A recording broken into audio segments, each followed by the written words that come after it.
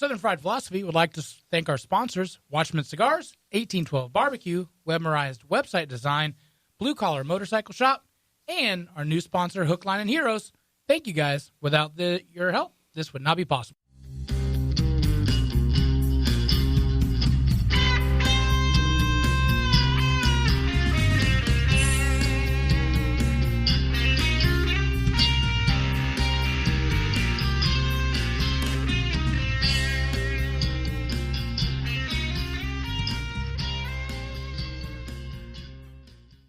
Hello, everybody. Welcome to a brand new episode of the Southern Fried Philosophy Podcast, where it's our take on life, liberty, and the pursuit of gravy, and you, the listener, are getting a degree in common sense.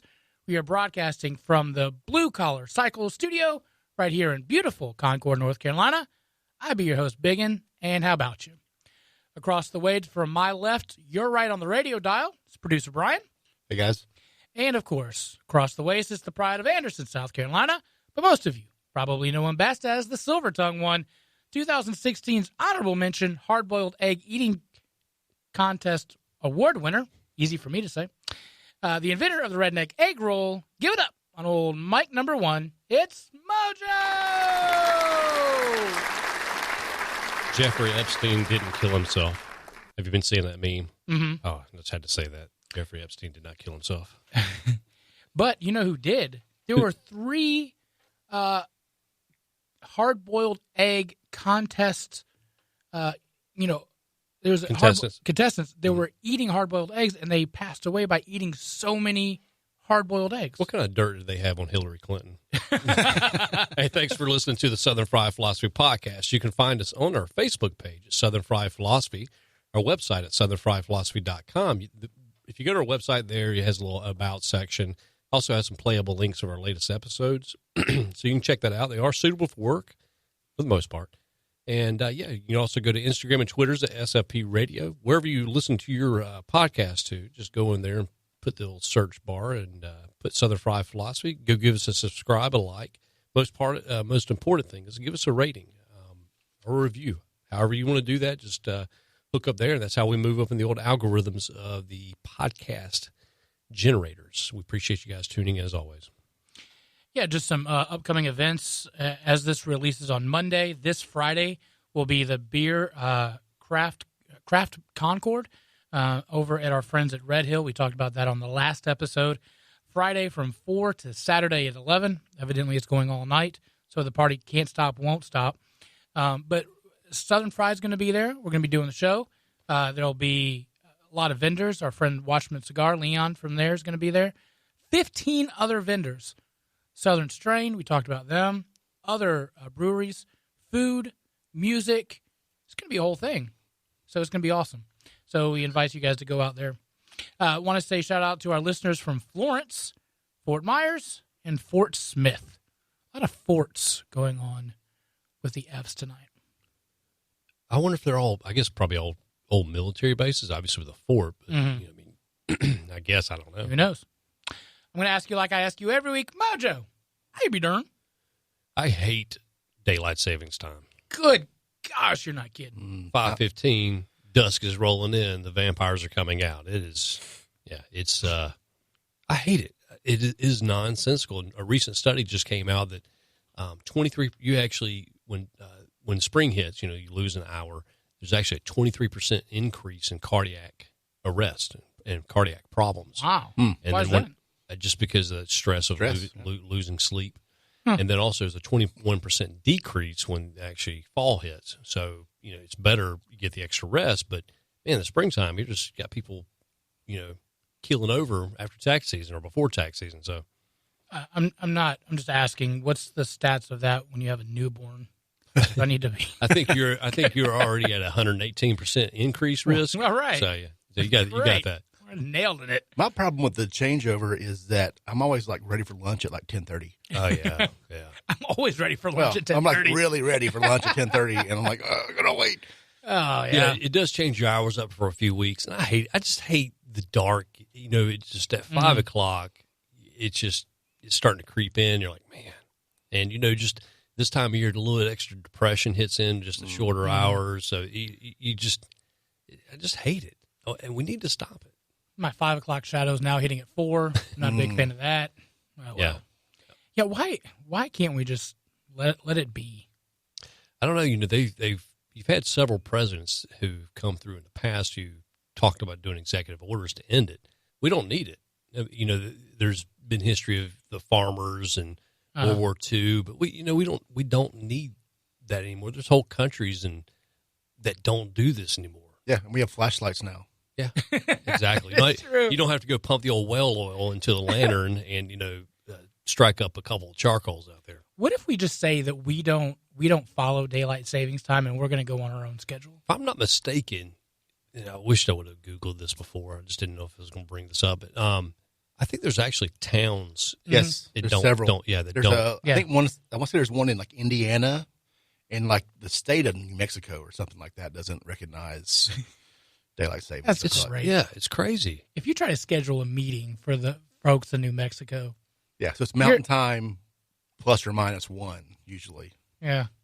It's like toilet paper math. If you got to talk to anyone in New Mexico, you got to do some toilet paper math and get creative. Dude, I didn't know what you meant about that toilet paper math until I actually looked at a thing of toilet paper. Yeah. I'm like, 16 does not equal 72. Even if I got 16 rolls, it would not equal 72. The other way around. Yeah, and what kind of metrics are they using? Are they using like the really crappy toilet paper metrics to get 72? You're not familiar with this, producer Brian? No, I don't think I am. All right, well, see, toilet paper math, they'll say, like, now, new Charmin 16-pack, equivalent to 72 rolls of conventional toilet paper. Okay, what's conventional? Just a regular thing. But here's what I'm thinking it is they're doing conventional single ply. And then the 16 is the double. So they're already doubling the paper by making a double ply. Right. Which makes it a 32. We're doing math. Remember, math is hard. Okay, we're doing 16 is 32. Yeah. Okay, yes. But then you go, okay, if you double that again, that's only 64. So where do you get the 72 from?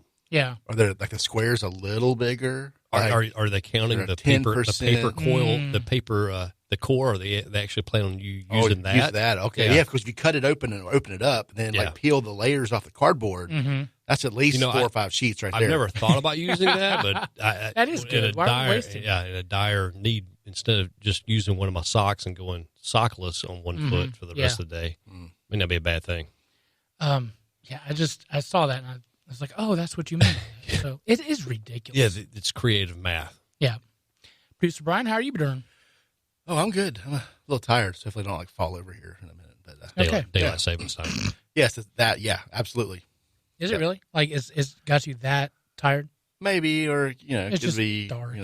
It's dark, and I don't know. I woke up this morning like when you wake up tired, like that's like I got out of bed and was like, okay, I need a nap now, and it's 7 o'clock. It's the diabetes from the Halloween candy.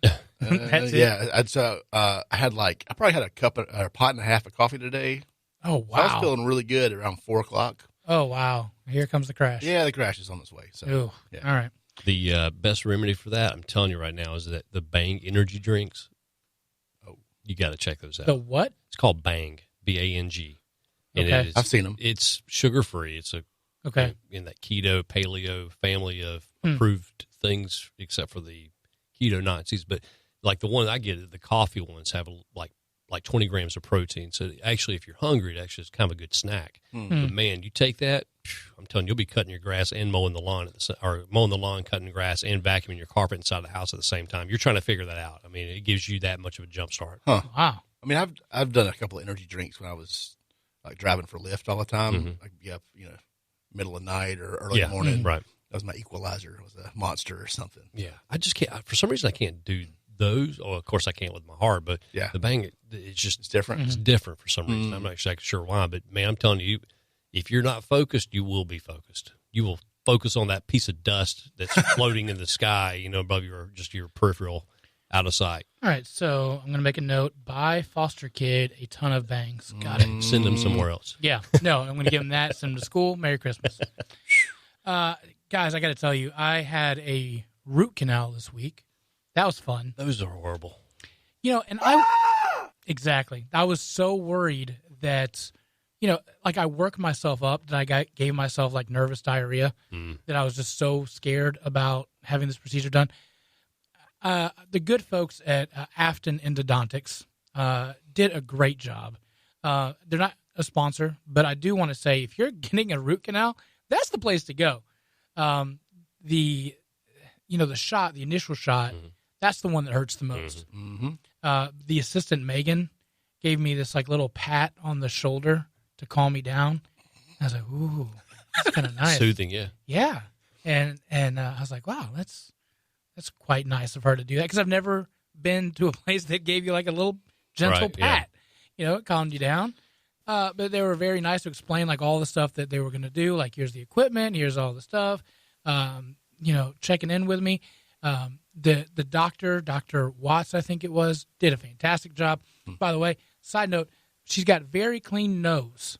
Well, of course, that's important when you're looking up for however long it is. Yeah, there's no like nose hairs. I actually went home and looked at my nose and like, I cannot do this for a living because I've got way too much nose hair. Look, it looks like cave and stalactite. Yeah, you can. I mean, look at that. I mean, you can see them from there.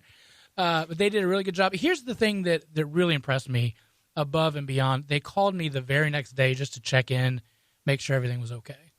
Wow. I thought that was really nice of them to do that. Yeah.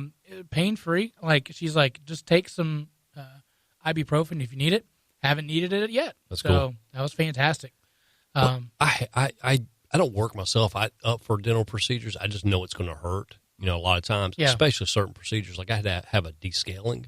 What is that? Dude, it is like pressure wash? It is like the cleaning beyond cleanings where they actually go under your gum line. Whoa, dude, it is.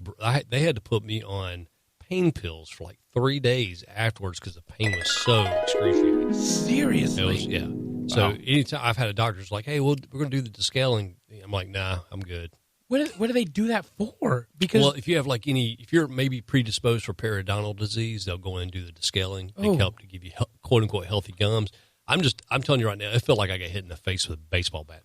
I have a pretty high pain tolerance. I have zero. But dude, and a lot of times they actually when they schedule the descaling, they'll say, all right, we're going to do today. We're going to do one quadrant. They'll break the side your mouth up into 4 quadrants. So hey, we're going to do 1 and 3 today, or just do 1, whatever. That way you have half clean teeth in the bottom of your mouth. But that's nice of them. They did all of mine in one day, and it was brutal. It's like getting gum tattoos or something. That's how it felt. When that skin is just all raw and everything, it felt like that.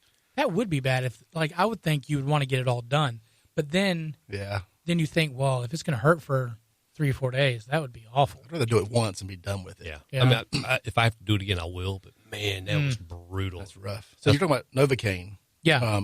I was a genius one time because I don't like the gel stuff. They rub your the pre-numbing stuff. Yeah. They rub your. I hated that stuff. Really? I just couldn't stand the way it felt. So I was a genius one time. I said, hey, just skip the gel and just give me the shot.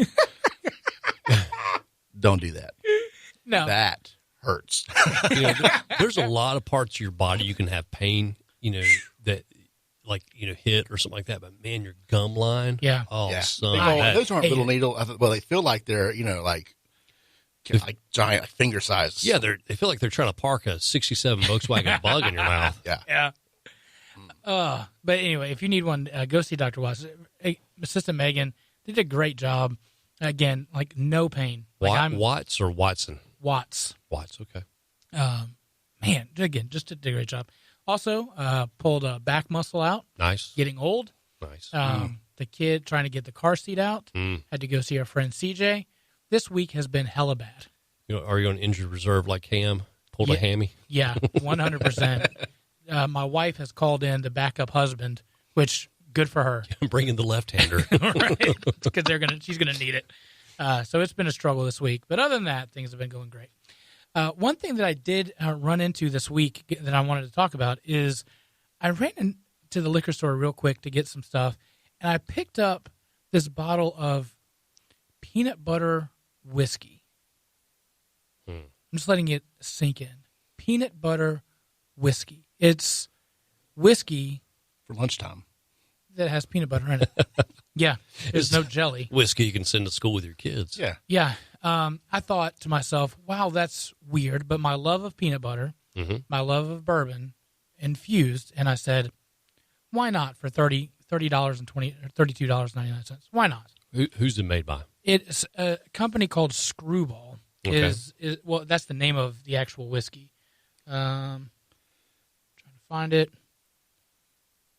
It does not say, but it does say contains peanuts. That's good. That's important to know. Hey, at least it's not imitation peanut flavoring. At least It probably is. Was it? I hope not. It's like that peanut candy you get at Halloween, the orange stuff. They just swish that around the Man, barrel. I do like that stuff. Hold on. Do you? It like sticks to your teeth really bad. It's like The peanut butter toffee. the orange and black stuff, you know? yeah. Like one piece, maybe. Don't give me a whole bag of it, though. So can I pour you guys some of this? I want to know. I'm not drinking anymore. You Just out? kidding. I'm good. I want to know your thoughts. I'm pouring it now, and I'll have a picture of it on the thing. The North Carolina Bourbon Society, they have shot this thing down hand over fist. But I want to know your all's thoughts. So, Well, I mean, it's whiskey. It's not bourbon. So that is true. anything goes, right? Yep. Now, just heads up, it's going to be really, really sweet. So it's not like your typical bourbon. This smells like that. I think we talked. I know we've talked about it. The peanut butter jelly mix stuff, like the goober, whatever. The goober? Yeah, that's what it smells like. And you like the goober. You enjoyed the goober. It's not my go-to just because I like to be in control of my own rations, Right. But I just want to smell it. Yeah, it smells great, right? make a great Yankee candle. Producer Brian right now is...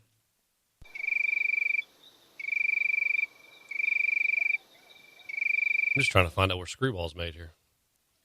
I don't know what to say about this. That's okay. We all have different palates. We all like different things. Here's the problem with this. There's no bite here at all. Like, it doesn't taste bad, but I could drink this whole solo cup. Right. And I think that may be a problem. Do the old Kentucky chew while you're doing it. Oh, yeah. You Try can that. You can actually taste deeper notes of like the peanut roasting. You know, Mm-hmm. You're right. almost like a little bit of caramel. Oh, yeah, absolutely. So this is like a liquid payday. Oh, yeah. Put a little salt in there. Oh, Like a salt son. rim on this sucker. Actually, we'll just put the salt. You just lick your hand. Yeah, there we go. Like the old Yeah. tequila shots. This tastes like bad Halloween candy. That's This, what I this mean. tastes like I probably could drink the whole bottle. That's the problem, right? Yeah. Like, And to be clear, the bottle's half empty right now. Just so sure. Yeah. It's been Actually, used a few back times. it up for my wife listening tonight. The bottle's already an eighth of, or a 7/8 empty. Right. So- There's very little left. But, I mean, it's interesting enough that I wanted to bring it to the show and see what you guys thought. It's interesting enough. I'd like to get in touch with the company to kind of get some clue on why would you do something like that. Would you Peanut buy a butter, bottle of yeah. it? It's like bacon. Is there bacon whiskey? Ooh, imagine putting that in a decanter and infusing bacon with it. Son. I'm thinking about like just pouring some wine in here and having a peanut butter jelly. Yeah. I have put bacon in bourbon. That did not turn out well. I'm just saying. You didn't like it. No. It was gross. This is actually really good. This complements the Popeyes chicken sandwich that we were blessed with earlier. I'm not going to call it good, No. but I'll keep drinking it. Well, For all of our snobs out there, this is not a bourbon. no. This is not. No, But- not at all. This is... go ahead. Okay. Go ahead. This would not make a great mixer. Like you could not add ginger ale, like typical bourbon and ginger. I don't know what you would put in here. Nothing. I mean, it doesn't need it, but I want to make a cocktail with this, but I cannot I cannot think of what PB to and do. J Like a Manhattan. cranberry something maybe, or But I bet you probably could get Tim to make a Manhattan with this needs a tart something. because with Manhattan you're using like maraschino cherry. Old fashioned with this. Oh yeah, That's the way to go. Yeah, good call. Yeah. So you don't like it, but I don't love it. Yeah, which is fine. It's fine. This is like the Fireball. It's like Fireball is what it reminds me of, but it's Okay. peanut butter. That's what you, I'll give you that's what that. you got criticized on the community board when you posted this, didn't you? Right, yeah. Oh, well. Just- Good. See, Fireball, you have regrets after drinking Fireball because you end up with some lady that you shouldn't have, and dancing to some slow song that you never listened to. And, this right here, you may end up with campfire stories and other things. It's like a dessert almost. Yeah. It's a dessert 100%. drink. It's a dessert shot would be really good. Yeah. To have with marshmallow or something. This is great. Graham cracker crust. Here's what I'm saying. Rim. Imagine at a campfire having s'mores with the guys. Pull this out. Have a shot of this with your s'more. We're going to get at some point. We're going to get to the things we ate before the show, Right? But there was a pie, and I wish I had this with that pie. Ooh, that would be a good mix. Yeah. Okay. We can pause and We're back in an hour. No, I'm not a fan of flavored things, but I like this. It's not bad. Yeah. It's a good little dessert. If you want something sweet, you want a shot, have that, and you're done for the day. But I think it's more. I kind of tried. I think it tastes like peanut brittle, like old school peanut brittle. It's got a little bit of that caramely with the hints of peanuts. I've tasted this flavor profile somewhere. I just don't know what it is. I can't. It was 25 years ago probably. Yeah. Anyway, we'll put a picture of it on our Instagram and whatnot. So if you want to pick up a bottle, you can. Producer Brian, you said you had some fact check follow up that you wanted to talk about. Yeah. So, oh wow, it's been a while, but basically the week that Big and missed, me and Mojo did the show. We talked about pumpkin spice spam. Mm-hmm. Yeah. Ever since that episode, every time I go down the aisle at the grocery store, I try to see if there is any so I could pick it up. Yeah, well, it came out probably early, mid-October. I've been just kind of keeping an eye out, and I was thinking about it this week because we're approaching Thanksgiving. We just had Halloween, all that. So I looked on Walmart was carrying it. So I was like, okay, let's get that on the website. Nothing. So where did you find this? I did some investigative journalism here. Okay. And I Googled pumpkin spice spam, hit the shopping button. So apparently they sold out immediately of this stuff. It's like 24, 48 hours, it's all gone. But I found some on eBay. Oh, wow. Yeah, and I haven't looked for anything else on here, but what I thought was interesting here is the prices. If you really want this, I'm questioning just why you would pay this kind of money for spam of any flavor. All right, let's have a guess. Yeah. And then Mojo and I. One container? You set the over-under. Yeah, one container. How much is it? I don't even know how much spam costs. Is it like $2? Maybe. I think spam's like in the almost $4 range now. Inflation. Wow. Now, treat is a little more affordable. Oh, right. That's what I always bought. Okay. So, yeah, $4 would be the average selling price for a can of spam. Mojo, set the over-under for pumpkin spice spam on eBay. Well, I just saw 2 Popeyes chicken sandwiches listed for $250 on Facebook Marketplace earlier, so I'm going to go 125. Okay, it's not near that high. So obviously you have to I'm just giving you a hint. It's not anywhere up there. So what are we looking at? 60. All right, I'll go for 60. I'll go under still. Under 60. Oh, yeah, absolutely. So some of these are going for as high as it's $20 a can. But for spam plus shipping, that seems like a lot of money for a treat. For a treat. It's not even really it's a a treat. novelty. Not even. Yeah. Depending on, I mean, I would like to try it. I just lost my search here. But the good news is it never will go bad. So it can stay on eBay as long as it maybe needs the price will go down around February when no one wants it anymore. Yeah, I haven't had spam in so long, though. It fascinates me. I would rather have Vienna sausages than spam. Oh, gosh. I would. Disagree. I disagree. Strong disagree on that. Because Vienna sausages don't taste good hot. No. Like I've tried microwaving one of them because not only do you have the stench to contend with, you now have this hot little mushy, viney. Yeah. I don't know. I ate those at some point in my life. That and like the potted meat. I grew up with all that crap just because it was convenient and it's cheap. I guess that's why it was there. Yeah. So I grew up with all that stuff. I mean, that's why I loathe it. Like peanut butter. Like it took me forever to eat peanut butter again because I grew up on that. I mean, that was every meal. Every day I had a peanut butter and jelly sandwich that consisted of my meal at some point, either being breakfast, lunch, or dinner. So I can't do it. Wow.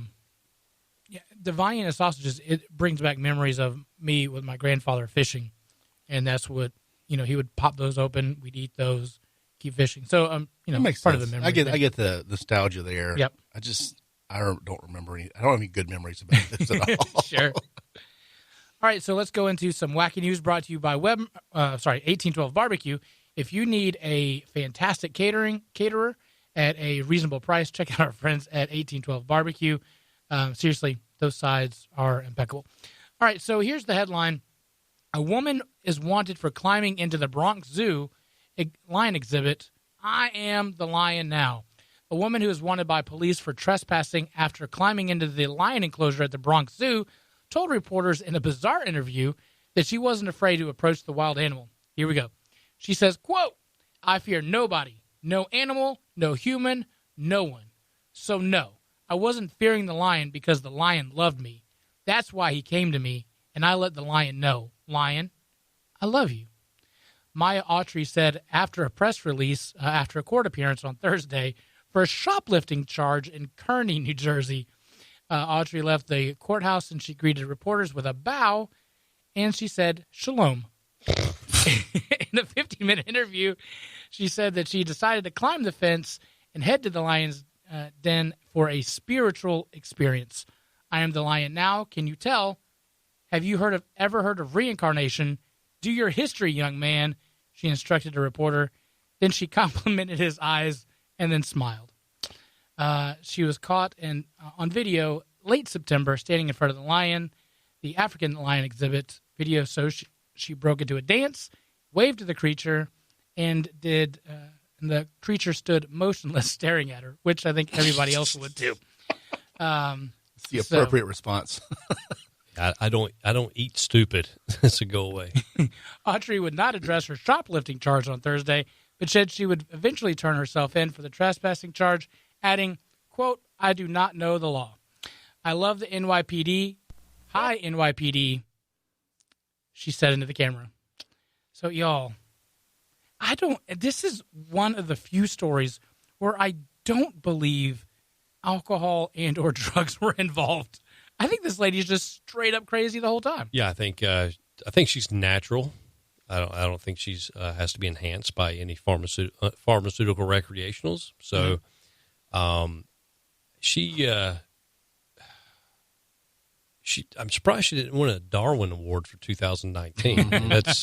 She was on pace to probably one of the top 3 until Epstein. Yeah, that's just dumb, right? I mean, right. And then something would have happened to her, they would have blamed the lion. So, sure. or shot the lion. Yeah. But here's the thing that gets me. She said shalom when she was greeted. Right. And then she's talking about being reincarnated as a lion. Those are two different things.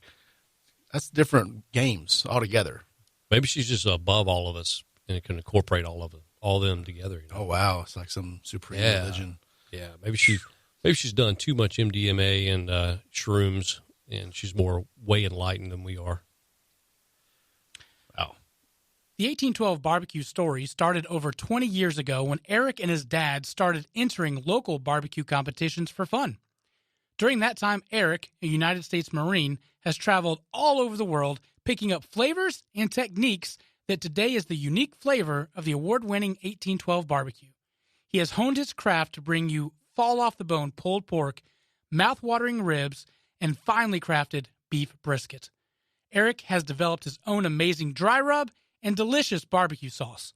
And let's not forget the sides: coleslaw, smoked Gouda mac and cheese, cowboy baked beans, and to top it all off, banana pudding and pecan pie for dessert.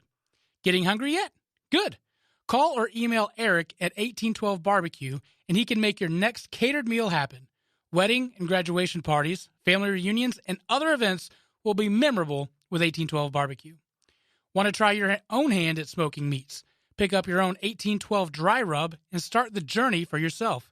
Shipping all over the world, connect with Eric on his Facebook page, Instagram at 1812 Barbecue, or call 704-604-5148, or email Eric at eric.line@1812barbecue.com, and he'll be glad to help any way he can. All right, so here's what's got me a little worried. The next story, a space satellite crashes in front of a yard of a Michigan home. There was a Samsung pseudo space satellite that parachuted from the sky and fell into the ground on a farm in Merrill, Michigan on Saturday morning. Nancy Welk of Merrill told the Herald that she and her husband were preparing to let their horses out at 8:45 when they heard a loud crash hit their front yard. She looked out the window and didn't recognize what she was seeing, but she characterized it as being out of this world. She found a 4-legged object with aluminum foil wrapped around it and solar panels. Inside the box were 2 large cameras and 1 Samsung cell phone. Oh, well, there's your problem. Yeah, there we go. The contraption had several Samsung plaques on it, and the wording on the sides of the box read, "Space Selfie." It was still humming and flashing when she started to share the pictures on Facebook. Around the same time, the police came, the fire department came, closed the roadway due to the large object that could be close to the power lines. Some local residents also had their power cut off for a couple of hours while they were trying to figure it out. So it turns out that it was a Samsung Europe's space selfie balloon that came down to Earth. Samsung released a statement during this planned descent of the balloon to land in the U.S. The weather conditions resulted in an early soft landing in a selected rural area. No injuries occurred, and the balloon was subsequently retrieved. We regret any inconvenience that they have caused. The space selfie balloon is part of their space selfie campaign, with the idea that customers could get their faces in the Earth's stratosphere via the Galaxy S10 5G smartphone. The phone receives photos transmitted from Earth and layers them over in real-time shots above the planet. So it's an advertising campaign. It is an advertising campaign, but should people not be aware that a satellite is falling onto your property? They said it was a controlled descent, right? A controlled location descent. Right. Oops. If that was the case, you think Samsung would have been on the spot going, all right, here it comes. Right. No. Exactly. I think I read in one article, I think the lady actually had to get in touch with Samsung herself. Yes. Say, hey, I've got your technology here. Right.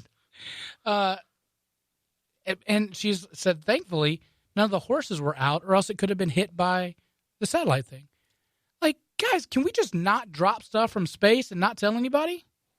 That's my whole point. So I guess it was in the stratosphere. If it was a balloon, it'd just be right in the stratosphere, correct? Right. Yeah. But it looked like a satellite. I did. It did a little bit. I remember seeing some pictures of it. So, but you would think. I bet Samsung said, hey, look, we'll give you free Samsung phones for life. And the family was like, well, actually, we're an iPhone family. Yeah. I don't trust anything Samsung makes. I just want to say that. Period. Yeah. Anything at all. Okay. I've had problems with things. I think I have a Samsung fridge. Yeah. I've had my upstairs laundromat or laundry room flooded from a sunset. Yeah. So me and Samsung, fireballs from the sky, whatever they make. Oh, we're going back to the fireball. Yeah. Well, there we go. It was accidental. I was going to say, it's a selfie thing. So it takes pictures of itself, but you can actually get your face. Yeah. You can go, hey, look at me. Look at me. I'm floating in the stratosphere. Totally realistic. But but it drops down. Let people know that this stuff's going to happen. Y'all. No, but governments don't even do that either. India last year actually had to decommission one of their actual satellites in aerospace, in space, where they actually had to bring it in a controlled crash and did not tell anyone until just people caught wind of, hey, there's fireballs, and hey, there could be pieces that land in your yard. Luckily, I think most of it hit in the ocean, like in the Indian Ocean, but still, though, I mean, you think these companies would say, hey, watch out. Heads up. I mean, because those, the satellites actually have some highly toxic, corrosive metals and things like that. Sure. It can actually be, very detrimental to your health. But I guess they don't see the importance of letting people know. Could Samsung have just not sent out a tweet that just says 4? Just heads up. Heads up, guys. Yeah, I mean, I guess that stuff probably, okay, devil's advocate. Okay. That stuff comes down pretty fast, I guess. If it was, controlled, but things weren't happening the way they meant to, there probably wasn't a lot of time. Yeah, I'll give you that. Send a tweet and make sure everyone gets on the local news or whatever. But Or just call the police department and be like, hey, FYI, this thing is dropping in this area. We think it's going to land here. Use the emergency broadcasting system. There you go. How about you? All right, we're going to go to our Hot Topics brought to you by Watchman Cigars. If you want a great cigar, reasonable price, check out our friends at Watchman Cigar. Guys, here's the headline. Joe Biden is denied communion mass because of the abortion stance. Joe Biden was at a South Carolina Catholic church over the past weekend. This was a couple weeks ago. Biden, a lifelong Catholic, stopped by St. Anthony Catholic Church in Florence on Sunday, but was denied Holy Communion by Reverend Maury. Sadly, this past Sunday, I had to refuse Holy Communion to former Vice President Joe Biden. He told a newspaper Saturday, the Holy Communion signifies that we are one with God, each other, and the church. Our actions should reflect that. Any public figure who advocates for abortion places himself or herself outside of the church teaching. I will not provide Holy Communion. I will keep Mr. Biden in your prayers, in my prayers. Guys, what are your thoughts on denying communion to somebody based on their beliefs? Well, it's a very Catholic thing to do, for sure. I don't think the church should be making those calls, honestly. Our place as the church is to embrace people and, try to talk them through things and not necessarily can't change their mind on what their views are. And, and doing it, and this is such a public kind of situation with him. I feel like you're just bringing more heat on the Catholic Church specifically that they probably don't need. That's a good point. I don't know. To me, I think it's overstepping. Yeah. So, Mojo? He's deep in thought, by the way. No, because actually my gut punch reaction is now different from the thought out reaction. So, oh, wow. How about I disclaimer, I think abortion is abhorrent, and I don't agree with it. I know I'm a male. I could care less what you think, but I think the denying, if we have priests who are individually being judge and jury and executioner on communion, I think that's not exclusive with God's grace. I think because then you have to look at each and every individual parishioner who walks through that door. What's their stance on certain things? Yep. What are they currently doing? Yep. Things like that. And I think that's just, even though I'm not a fan of Sleepy Joe, but Creepy Joe? Yeah, Creepy Joe. But I think that is probably more political stance than anything else. Right. I'm kind of surprised that actually a Catholic or priest actually denied communion, because you've seen other priests who have actually given communion to a lot of other candidates and other members of political parties also. Yeah. So it's that had to be a political move. Absolutely. Yeah, no, 100% with that. And then the other part is, what if you're going to have to poll, like you said, every parishioner to know exactly where they stand on every item, but because abortion's the hot topic, that's where we focus on. Right. But what if you had another, a couple that were sleeping together, and they think that's also okay? capital punishment. There you look go. At that now, the churches, the Catholic Church's stance on capital punishment is pretty clear. They do not believe in it. Right. Okay. The Catholic Church on abortion is pretty clear too. They don't believe in it either. So that's always been a question in my head. How does the Catholic Church still welcome and embrace, especially the members of these parties who actually have stances like this? I wonder how they've always tussled with it, and I'm surprised it's actually taken this long to 2019 to actually see something like Yep. this. I'm very surprised. Yeah, especially with the amount of Catholic churches in and around D.C. Right. as well. Right. So I just thought that was interesting. Wanted to kind of get your No, thoughts. absolutely. If you're in the market for a high-quality cigar for a very reasonable price, you must check out our friends at Watchman Cigars. Watchman Cigars is a family-owned business that puts the customer first with the best customer service in the business. Watchman Cigars offers the Habano for a full, spicy flavor, the Connecticut for a mild, easy-to-smoke option, and the Maduro for a strong, powerful experience. They even do specialty blends and partner with you to provide a custom, exclusive line just for you. Watchman Cigars has all your cigar needs. Follow them on Facebook and Instagram at Watchman Cigars 1991, or check out his new website at watchmancigars.com or the sponsor section of our website. One hot topic that we have not listed on here, if we want to bring it up now, is the Popeyes chicken sandwich. Yeah. So if you're, if you're listening outside the country, I'm sorry, but Sorry, Tori. one of our big industry chains is called Popeyes Chicken, or used Louisiana to be. Kitchen. Is it still the Louisiana Kitchen? It is indeed. Okay. So anyway, and their claim to fame is fried chicken, their Cajun rice, and their beans. Which, by the way, isn't bad. I've not had those. The rice and beans are good. Yeah, Are they? their Yeah. sides are pretty good. I know their biscuits aren't bad. Their biscuits aren't bad. They're not bad, but they're not good either. No. I mean, but I hate to say this, but they're better than the Lord's biscuits at Chick-fil-A. 100%. Oh yes, they're better than Okay, so they don't touch Bojangles biscuits. No, Nuclear, I agree with that. or Hardee's biscuits. Yep. But they're like a third, fourth place biscuit probably. I would give you that. Yeah. Listen, I have never made a biscuit in my life. I can make a better biscuit than Chick-fil-A out of the gate. So there's I bet you could.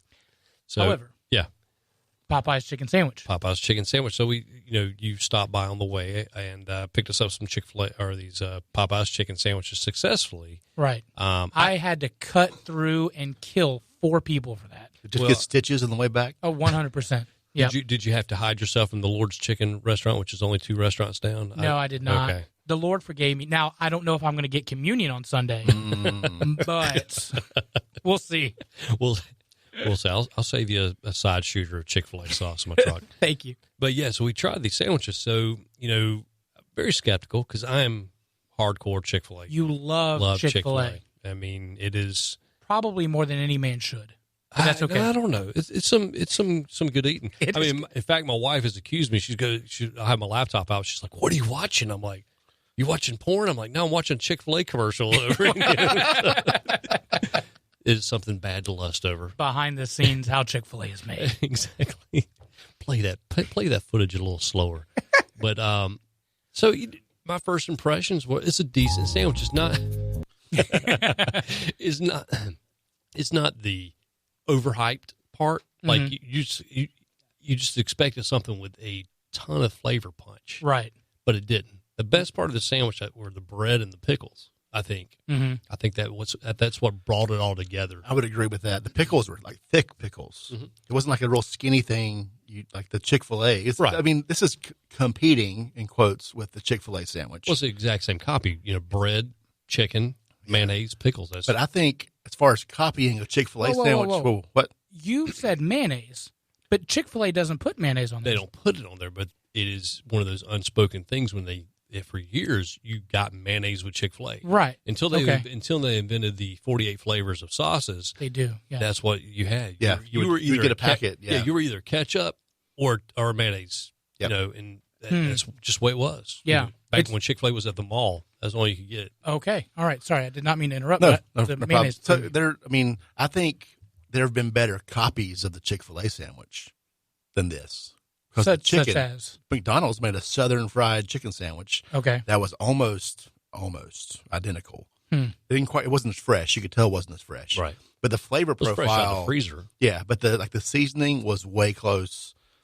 The pickle was, it was very, very close. Right. From a construction standpoint, I would say. This one, it's crispy chicken, so it's not. It's a different animal, same animal, but it's crunchy chicken versus it's like the KFC crispy versus original. Chick-fil-A is the original chicken. You know, it's a batter. It's a softer. Well, it's just a flour dredge. It's Yeah. what they use in Chick-fil-A. So you have basically just this coating of flour. They fry theirs in peanut oil.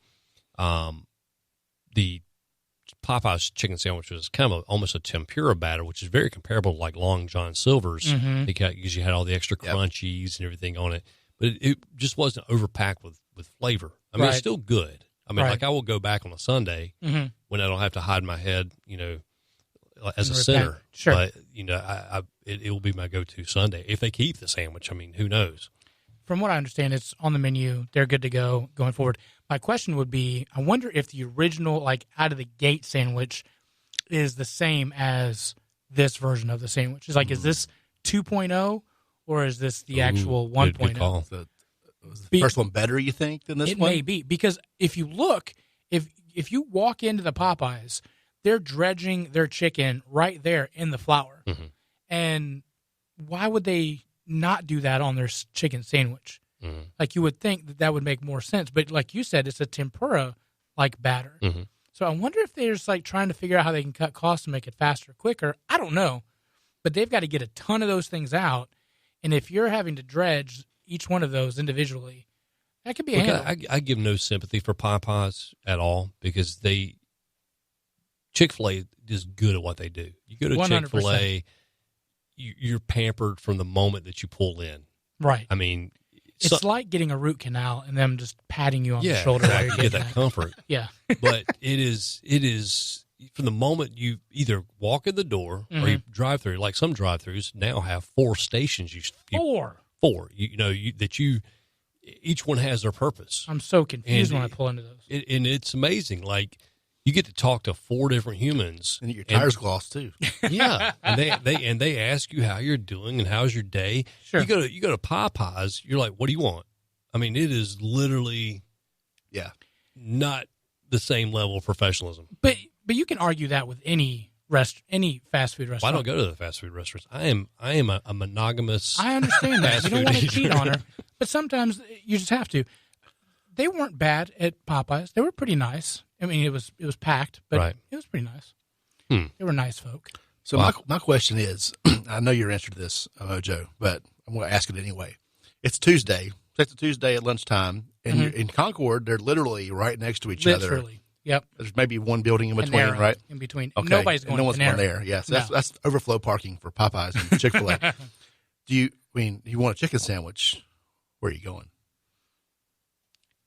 The one question I have that has not been answered is we have the original.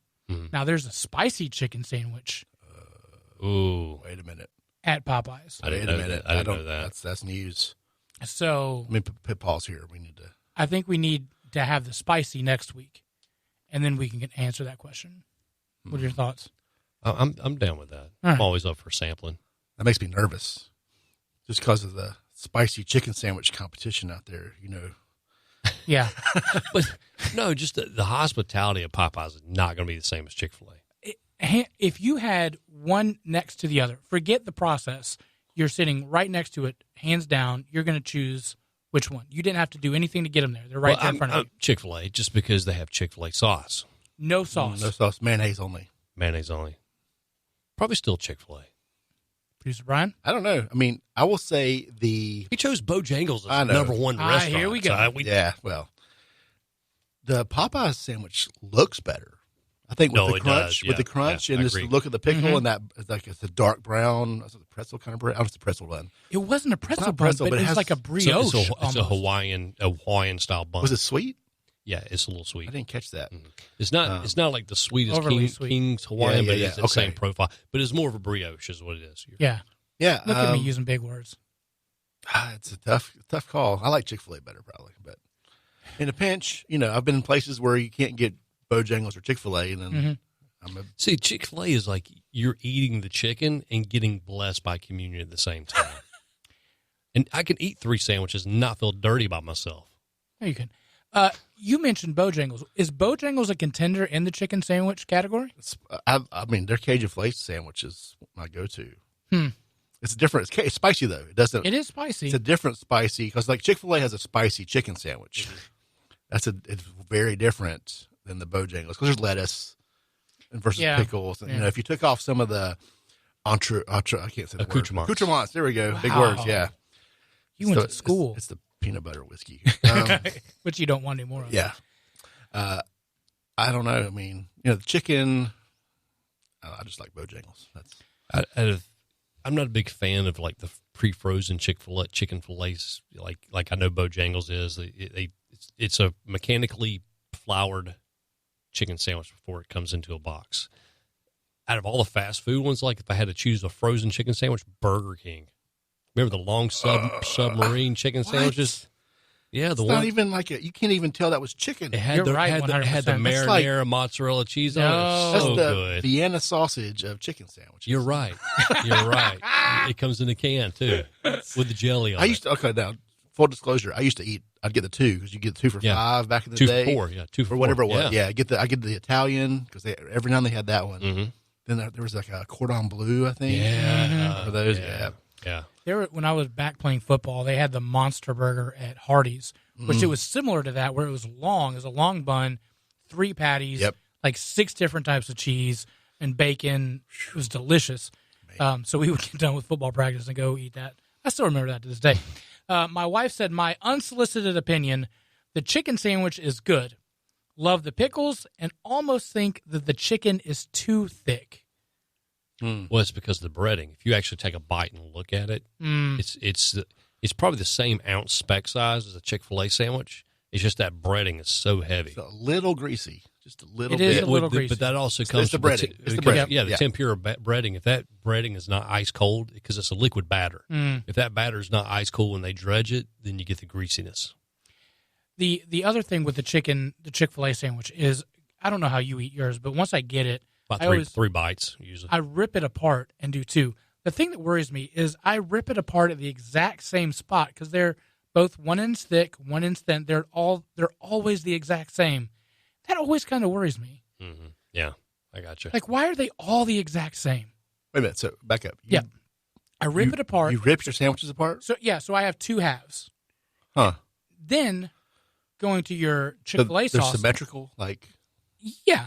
But there's always a big end and a small end, and you can always tear them apart at the exact time. Oh, that's the chicken breast. That's just the chicken breast. Construction of the muscle. Right.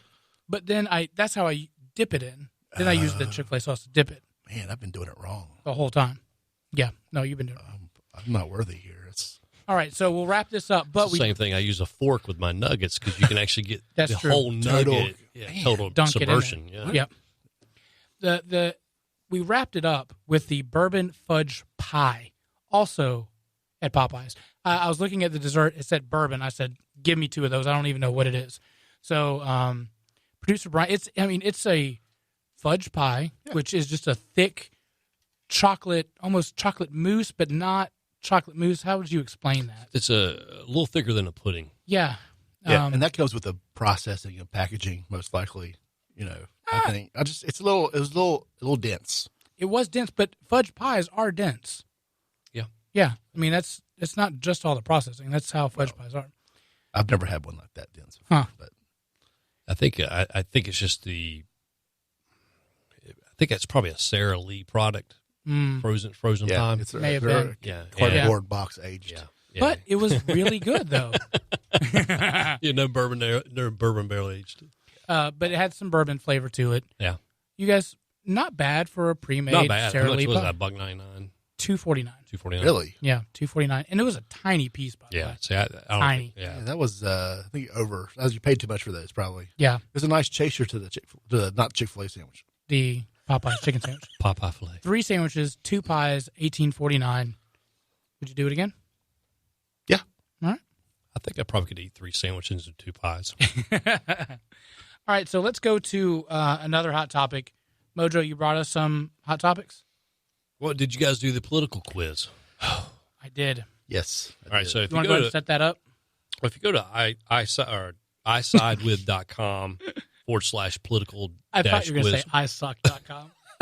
Don't go to that site. Yeah, if you're at work, do not go to that one. That is not approved. Which, actually, probably most political candidates probably need to be on that website. So, so my daughter came home the other day, And in part of her civics class, which she's failing miserably because she doesn't want to turn her homework in, they actually had this quiz that they made everyone do online. So if you go to the website isidewith.com, you can actually pick several different things. But anyway, in her civics class, they've been learning about the constitutional branches of government, just pretty much how the sausage is made in D.C. The government works. Exactly. Anyway, so being the 16-year-old that she is, who rarely wants any interaction with her dad because I'm not cool anymore. Sure.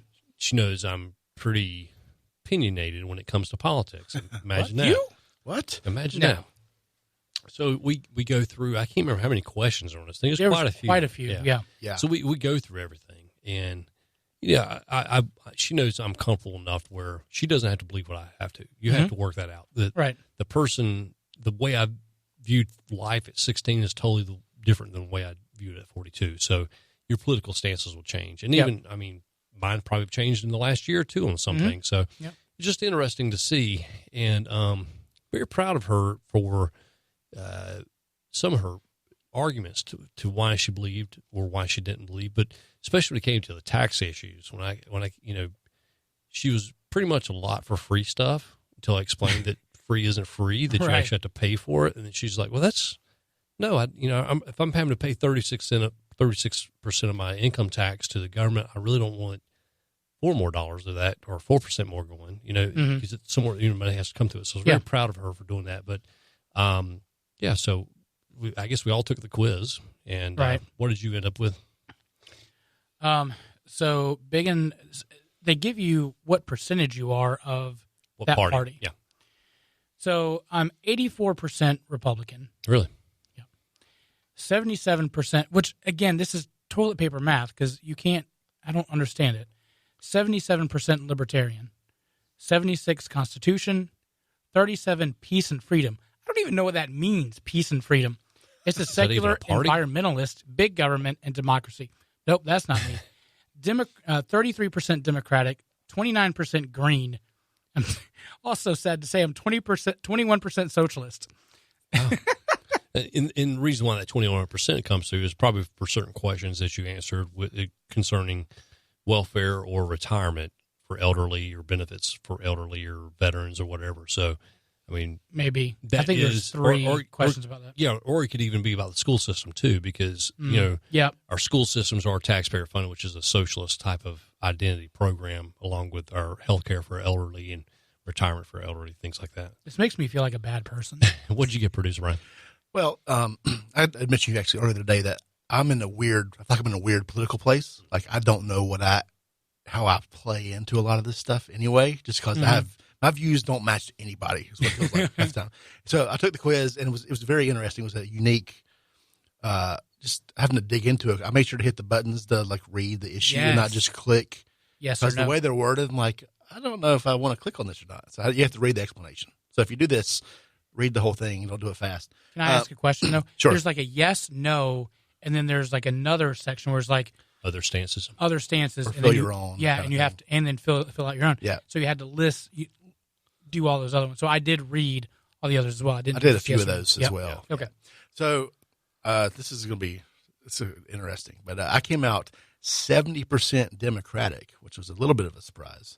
66% Green, 66% Peace and Freedom, whatever that was. You and me. 55% Socialist. Wow. 46% Libertarian, 46% Republican, 42% Constitution. So it's right in the middle, it feels like, of almost everything. Well, I always thought I was the middle of the road guy, but this is really. So you probably have some more ideas of being progressive on certain things. Yeah. And you're clearly going to hell. All right. You're not getting communion this week. It's my last day on the show, guys. Sorry. It's been nice. No, that's just interesting because, we all obviously answer these questions according to our personal beliefs and the lens that we see America and lens that we see us. And, we all come from three different backgrounds. The only thing we have in common is we go to the same church, we're white, and, we like a few other various things. But, sure. We have so much differences in life experiences. And like I said, 20 years ago, I probably would have been a constitutionalist and been more on that avenue. And like when I did it, I was 86% libertarian, constitutionalist, and then Republican was kind of like a little bit down. I think Democrat was around 30% or something like that, just because I like keeping my money, you know. Sure. And Yeah. a lot of those questions were geared for about paying for stuff. Yeah. So How much was the peace and freedom? Do you remember that one? that was like 13%, I think. Wow. So yeah. Or no, that was actually 30%, because I'm not for war. I'm not for a lot of invasions, incursions, and meddling in foreign affairs. I'm not for that. So Sure. Gotcha. anyway, I just thought it was pretty interesting. So challenging one, especially right now. We're kind of in a flux season right now. We just had a lot of local elections this past week, and some of the local runoffs, and you know, coming up into the Super Bowl of 2020, Right. or the S show. Right? So we're about to call the presidential election, and watching all these candidates rip themselves apart. It's, you know, before you jump on a candidate just because they have an R or D that matches your voting registration card, you know, actually kind of see where you stand on things, and then try to put yourself in the party or presidential candidate that best represents. I think this is going to be a good year where people don't do that. They don't look at R or D and they say, what's the best candidate? Who's the best candidate? Yeah. Sure. So it'll be interesting to see. 10 years ago, I was a Republican, like, just ticket guy. Just go check the box. I'm done. I've been duty. Straight party. It's fine. Yeah. And then I think as I've gotten older, as you said, things aren't black and white is the truth. And we all have different, I mean, there's so many, both to me anyway, there's so much middle ground that could be had, I think, with this stuff. Yeah. Well, there's some things a middle ground. Yeah. There's some things not, you know, like you're either A, for bigger government, or B, you'd want less government. You know what I'm saying? And you can't achieve, like, for example, I'm very small government. So with that being said, we can't go out and spend a bunch of money on defense. We already spend more than 5 other countries behind us. Sure. With small government, we can't do free tuition for every kid, dog, and cat in the country.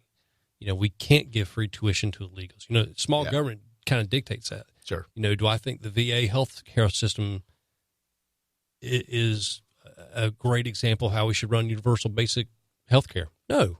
I mean, so with that, I think you kind of have to find yourself. Do you want to be a nanny state, or do you want to kind of be a little more libertad? Sure. And what I mean by middle ground is, you know, both parties have these lines they've drawn about certain issues. You know, they're bold I might be, maybe I'm big government. This is a hypothetical, but what was the example I was going to make? But I also think that,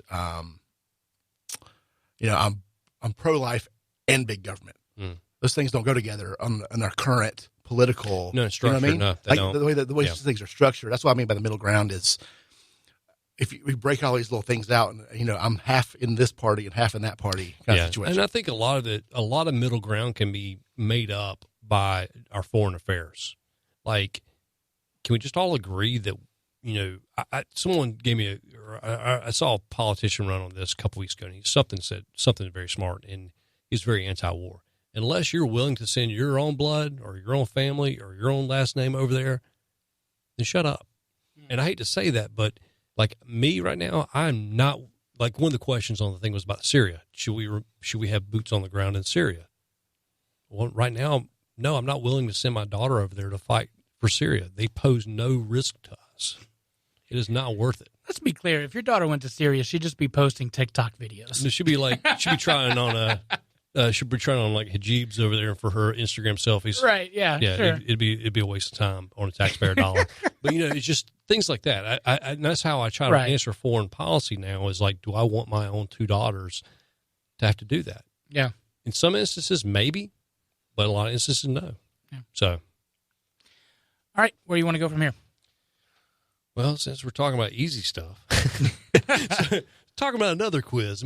So my wife, oh boy, my wife comes home one day, and I will not mention where she works this episode, but she came home and she goes, I got to take a 4-hour webinar for my company. And I'm like, what is it? She goes, it is about how privileged I am. And I'm like, oh God, I can see up your alley. I can see where this is going. So, anyway, I'm like, okay, well, what's this based off of? And she goes, well, here's this link. So she sends me this link, And it is, if you go to Google and just put in BuzzFeed, how privileged are you? It actually brings up this this great little quiz real quick. And it's probably, 50 questions, maybe 100. There's also quite a lot of questions. There's a lot of questions. But these are simple, like, The funny thing here, so if anyone knows what BuzzFeed is, why would a major corporation base anything they're doing off of BuzzFeed? I can tell you why, because I think a lot of these corporation, like my wife's very in tune with social policies and stuff, except for anything that has to do with climate change, because all these companies use foreign labor and stuff bad in polluted countries. But it's very interesting that they're supposed to be this kind of like socially kind of cutting edge, they're one of the companies also to provide like employees like rainbow flag shirts, just because they want to market to the LGBTQ crowd that certain part of the year, that one time a month, one time a year. Why? I mean, it's just let people be who they are. Who cares? Trying to sell T-shirts. That's what exactly. So we took this quiz, and she had to watch this whole 4-hour seminar about how 4 hours, and basically and be participant in it too. If it was me, I'd just press play, right? Put like a picture of my face up there. Yeah, they're getting smarter about that. You can't just get the you can't participate now. Yeah.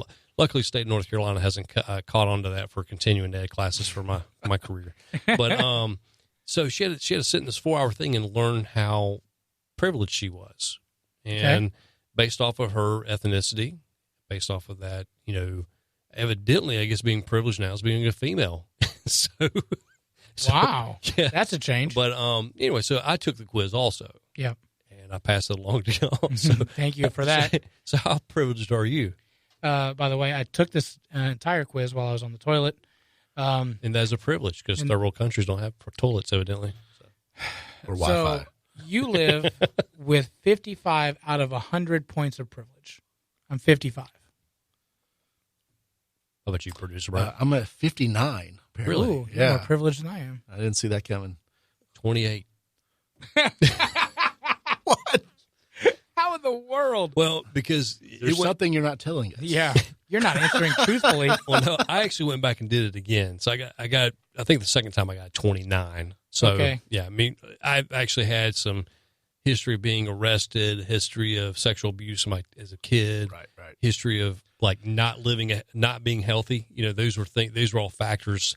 Like I had to pay for my schooling. I didn't have my parents to do that. I had to go get a job. These are things. Evidently, it's a lot about self-image and how you view yourself. Right. In this thing. But see, that's the thing is that BuzzFeed is the millennial mega giant NBC website that caters to millennials, and that's bothering. But and the questions the way that they worded them, I think drove that. Yeah. It was clear of, well, and I forgot one of the questions were, but like, have you ever been harassed by your religion?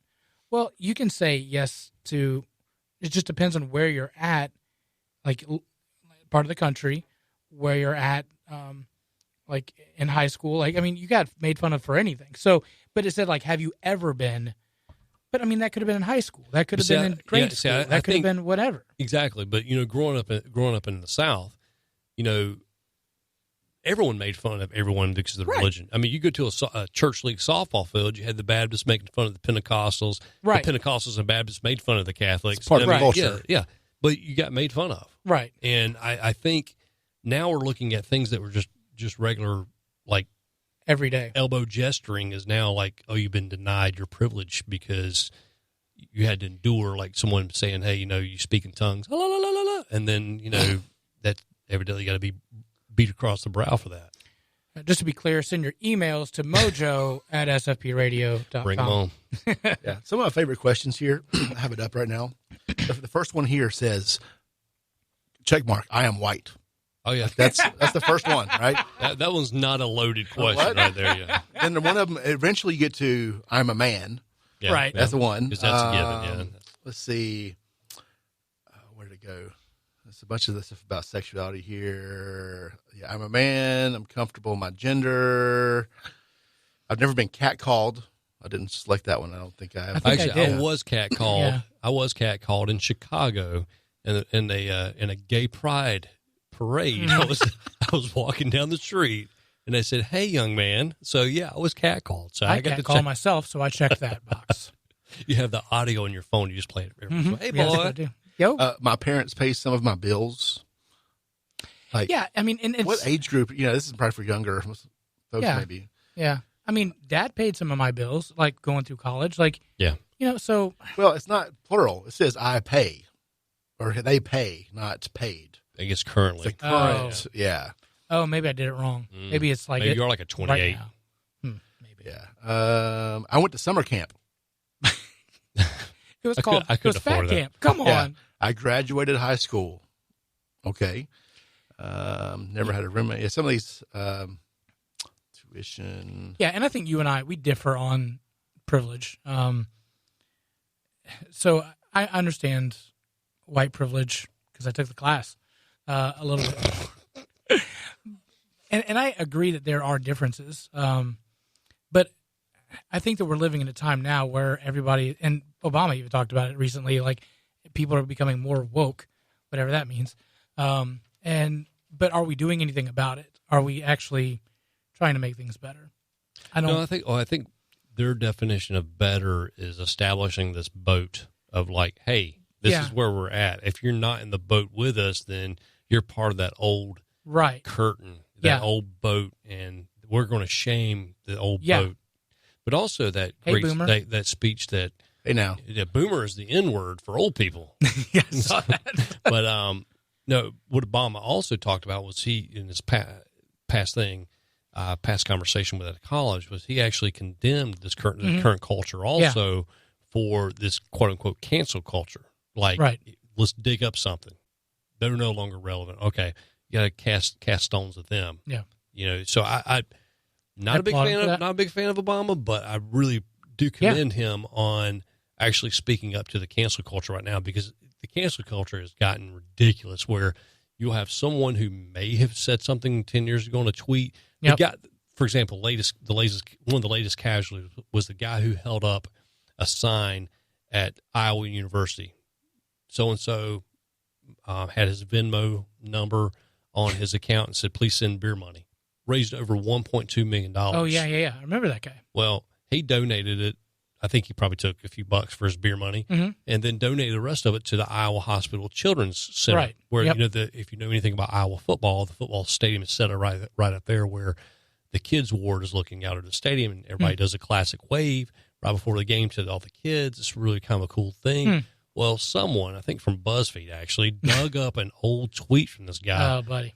Saying something. It wasn't nothing, really. It was just something stupid. Yeah. And then all of a sudden, he got doxxed with his address, and then just here it comes. Yeah, lambasted. Yeah, Come on, people. cut it out. I mean, I'm a jerk, but I'm not the same jerk I was 10 years ago. Yeah, True. Well, and I was actually talking to this with Daniel this morning and my dad and his friend Rob are here. You guys remember like Archie Bunker, Right? Like that TV show. Like you could not get away with that show today.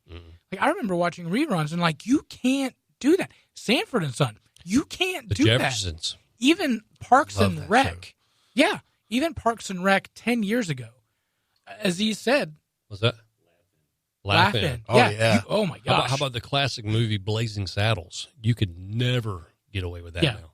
So, I mean, guys, we've got to realize we're in a different time, but you can't bring that up. Like, then it was okay.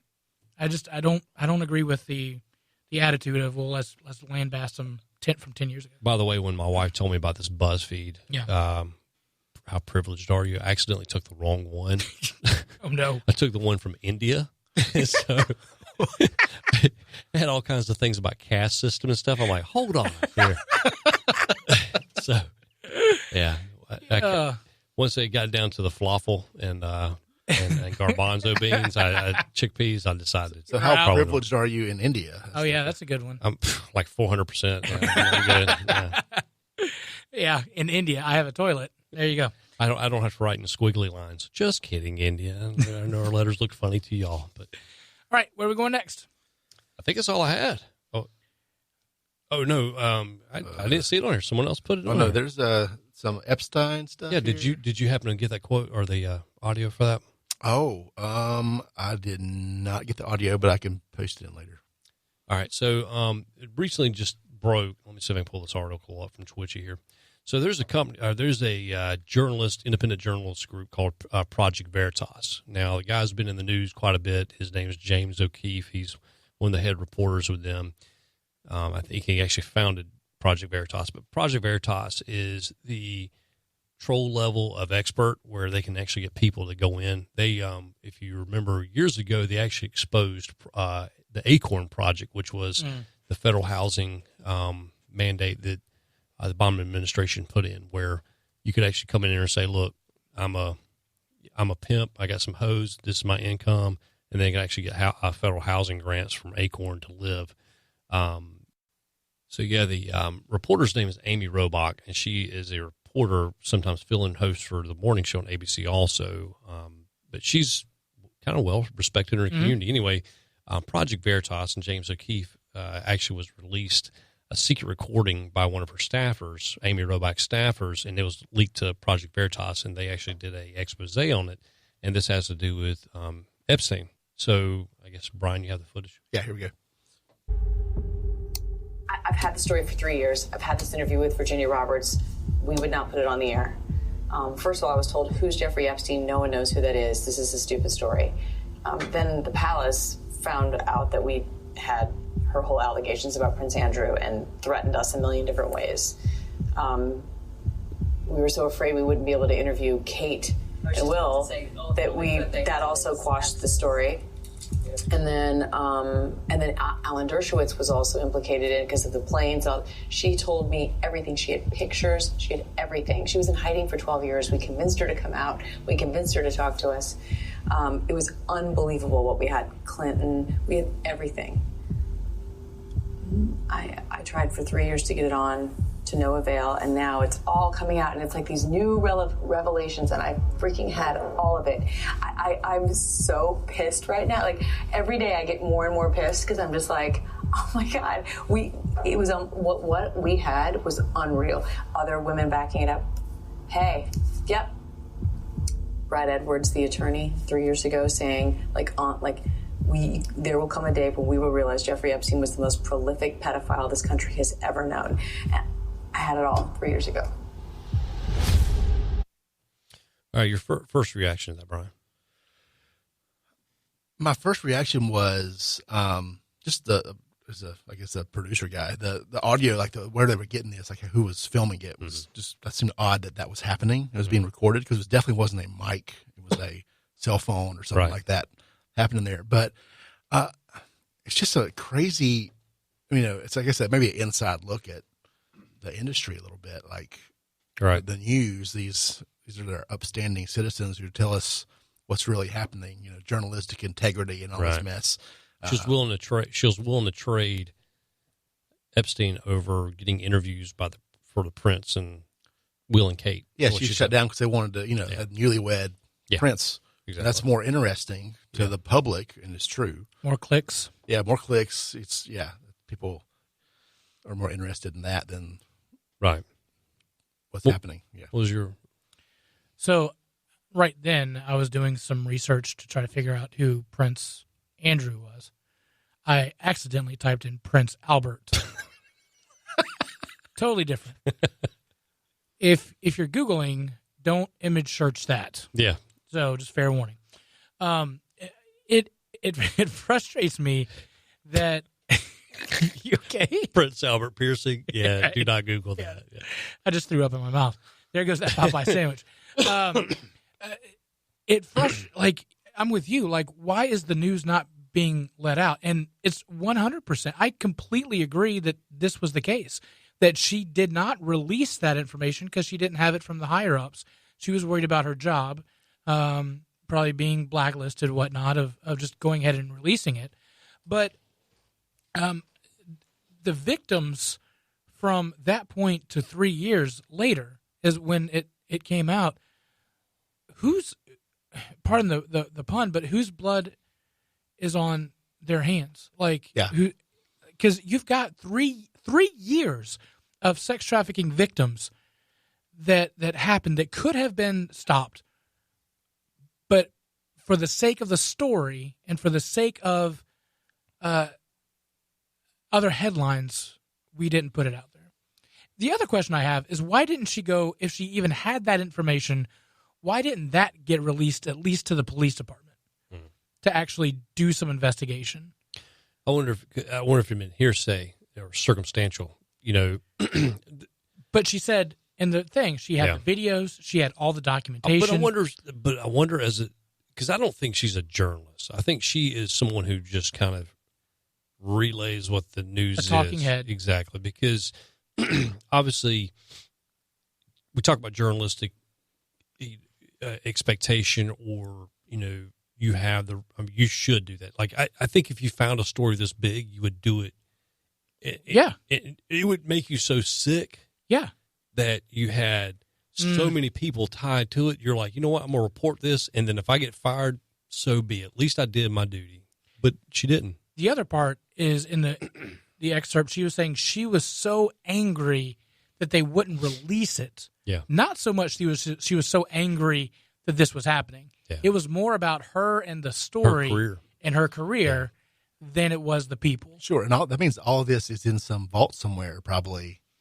Like the interview exists, according to her. Yeah. In some ABC But locker. I think, you know, this gives more credence to that meme of Epstein didn't kill himself meme is going around right now. I think this right here gives more proof to that this is bigger than just this guy. You know, we can think of him as being a low down, sleazy, deadbeat, scum of the earth human being who is no longer partaking in our oxygen and exhaling CO2 to global warming. I think we can all agree that this guy does not need to be on this planet. Right. But I also think it speaks to that this was a huge tangled web. I mean, you're not going to have a liberal reporter like Amy Robach say Clinton.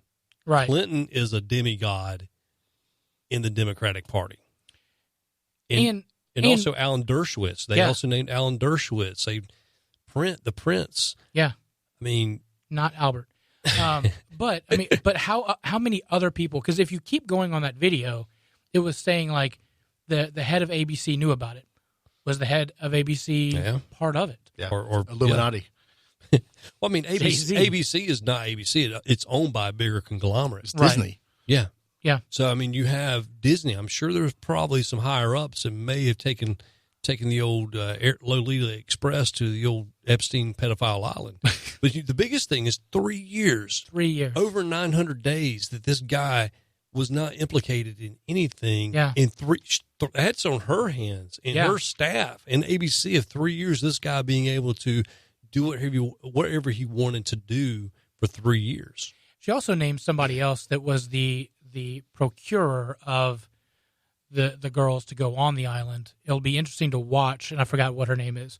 It'll be interesting to watch kind of what happens to her if she mysteriously vanishes. Then I think you have to put 2 and 2 together on that one. Yeah, this is the season of suiciding. I mean, as far as, you know, just mysterious circumstances of people end up dead. I mean, all of a sudden she ends up in a gully somewhere with 2 shots to the back of the head. You know, you're like, oh, it's suicide. Then we know something's up.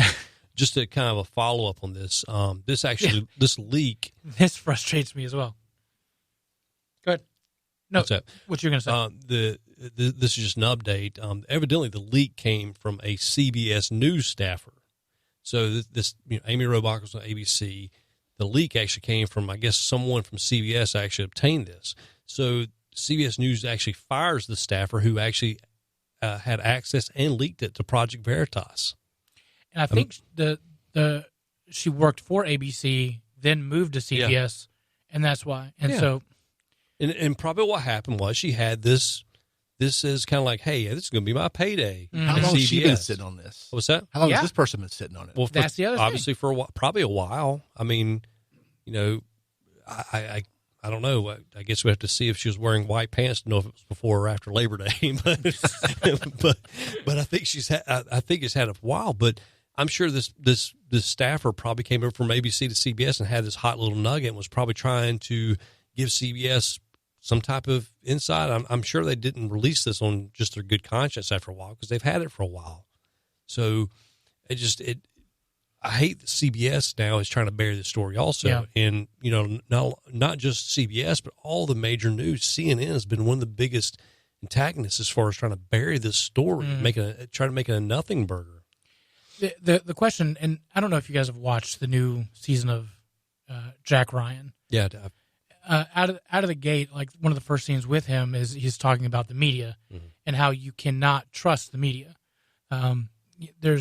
They'll send you on whatever rabbit trail they want you to go down. But really, if you follow the money, more than likely you'll get to kind of where it's going. Again, follow the money on this one. Who's the biggest players? Who's got the most to lose? And who's got the biggest issues that's going to come out of it? They have who's going to serve the most time? Farthest to fall, essentially. Yeah. Exactly. Yeah. And it should be interesting. Hopefully this isn't all. I mean, I know we joke about the Epstein didn't kill himself meme, but that is actually a public cry of saying, look, we're calling bull on this story and the current story. I mean, we've had, renowned New York medical autopsy coroner actually came up and says, no, this was homicide.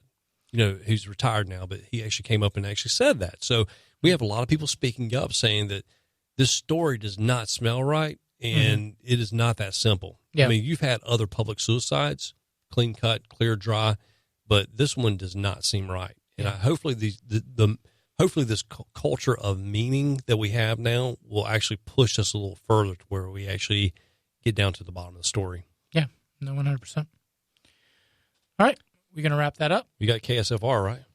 Well, and kind of in relation to that, and producer Brian kind of made the connection, is Kentucky Sports Radio.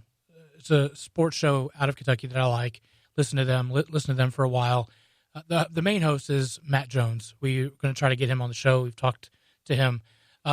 And he has mentioned that he's going to run against Mitch McConnell for the Senate to try to get him out of power and whatnot.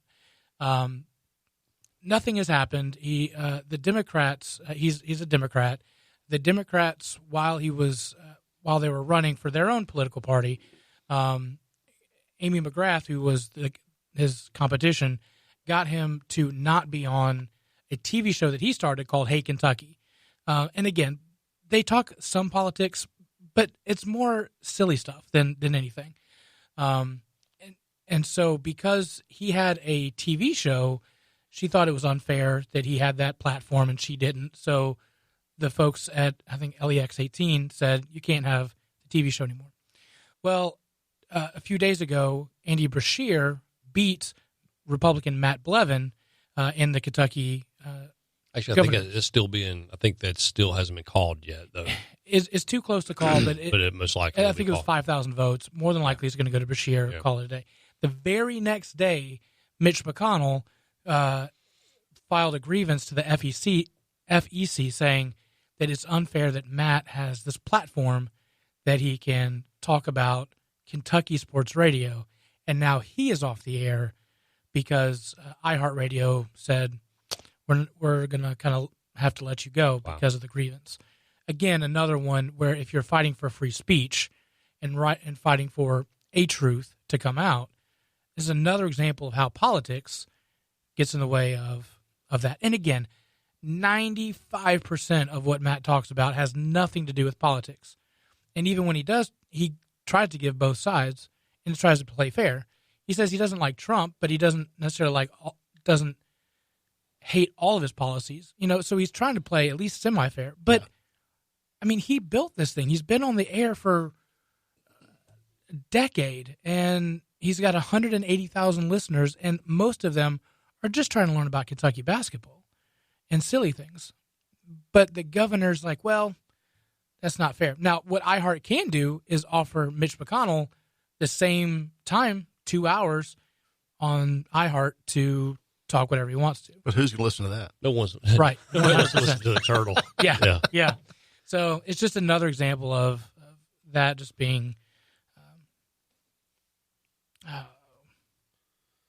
My mind went blank. Censored. Yeah, no, I've never listened to. I'm sorry, I have listened to KSR. Shows I've listened to as far as Matt. Great job. I mean, enjoyable. I mean, I hate Kentucky, but Right. yeah.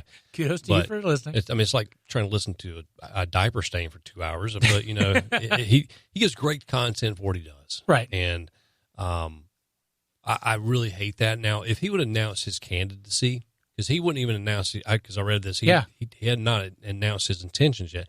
I'm not sure if he kind of like hinted at the possibility, but he hadn't announced his intentions yet. So for Mitch McConnell to do that, just kind of, I mean, I'm no Mitch McConnell fan, but I'm also no, who was that run against Mitch in was it 2016 he ran?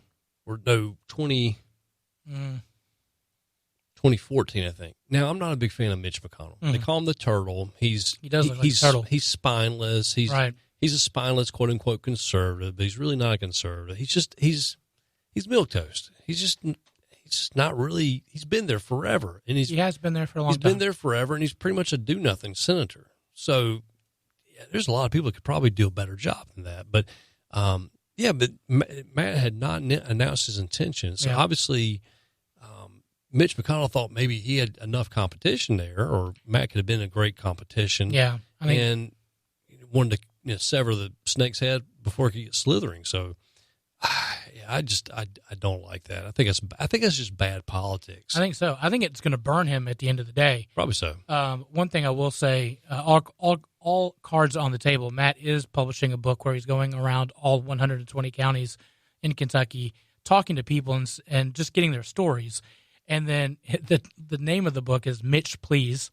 To talk about how some of the policies that he's put into place has hurt Kentucky, mainly around coal and the use of coal and whatnot.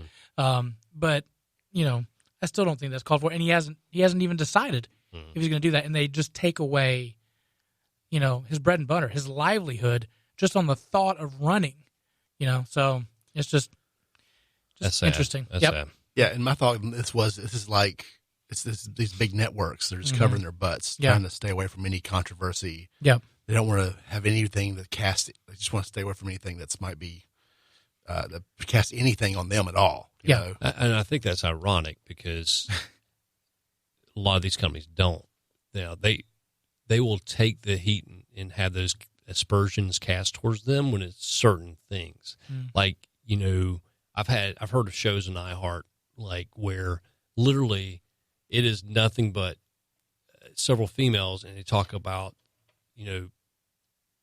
different types of masturbation and sexual exploits, and it is raunchy and gritty. Really? Well, we can't talk about it on iHeart. I was just kidding. But no, it's just one of those things where it goes explicit, and then all of a sudden you have a guy that's talking football and basketball. What kind of shows are you listening to? Also, I want to go back to, do turtles have spines? I wrote that down.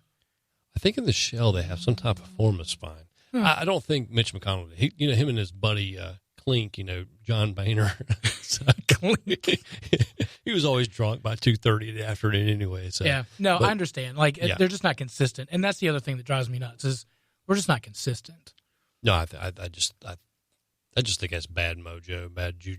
Yeah. I think it's just bad politics. I mean, I think Matt Jones probably could take an excerpt and be like, I'm the guy Mitch is afraid of. Yeah. And probably make that his campaign promise. Yeah. Slogan. So it'll be interesting. Yeah, it will be.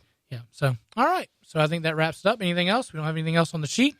Nice. Drink some more peanut butter whiskey. We had peanut butter whiskey. We had Popeyes chicken. We talked Epstein. Epstein. Full day.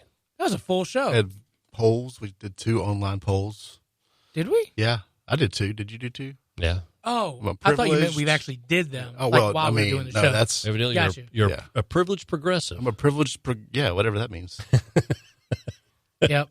I'm not an Indian. I'm privileged in India. Yeah, sounds like a good place to be. I don't know. I guess I'm in my caste system. I didn't mean to do that. So, so check out our show notes for all these cool little polls. That way you can spend your time on the toilet doing. So, whatever. That helps pass the time. Exactly. Pass it something else. Yeah.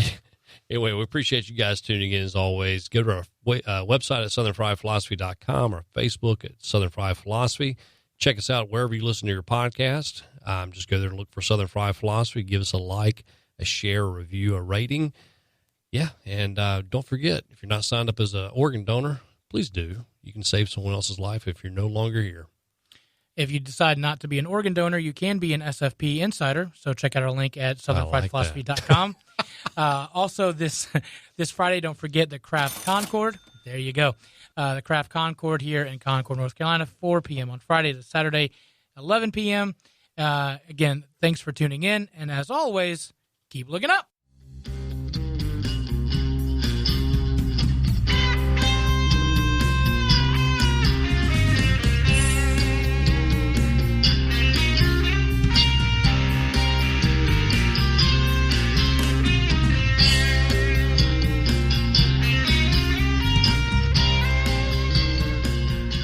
You're listening to the SFP Radio Network.